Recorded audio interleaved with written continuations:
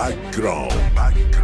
Mafiana Entertainment vous présente Live Rap et R&B le 31 août 2012 à partir de 14h.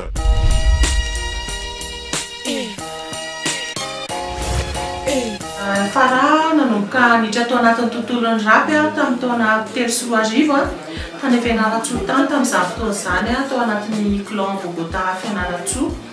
Dia noho tonga ny taona 4 sy 4 arivo dia tonga teto Antananarivo tamin'izay nanohy fianarana dia sady nanamboatra niara-niasa tamina mpanao rapy maromaro teto Andrenivohitra.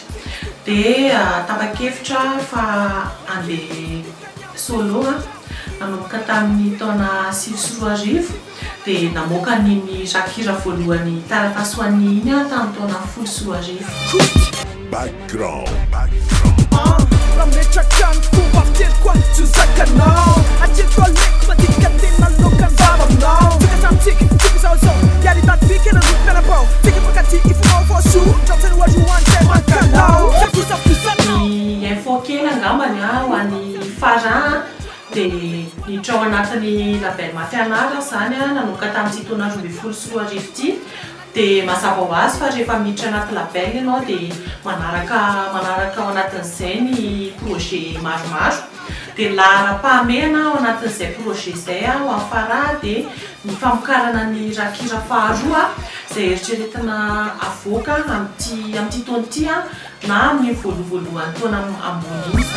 Menapesany maro tsy manana fangaro aleko tsy fanary amin'ny hafa na bola samgasy fampiaro satria hafa avy tsy mamatika amboatra mitoka tena amin'ny hafa tsy zoviana amin'ny hafa fara zay tsy mpampiasa fiatraiky efa. Background. Vova avianao mba ankaty mandreny mifankaty fanahoana ny tsikolana iara-pampayaranty tsika falifaly izatsisy iarikatsika senao izy akavivitana amity atao miketraka azikivy ataon'ny tsafapelapizy ny vaovao zay vati vatsisavatsy anao. Mame fotoananao Farah amin'ny zoma fa raika amin'ny 30 volana aogositra manomboka amin'ny 2 ora ao amin'ny cascapekazeroa taminena live après bac izy io mazava ho azy fa mafana be background io resahako io dia tonga avy daholo nareo fa hizara mozika hatramin'izay tsika izy koa mozika vaovao dia zay cheer. Background.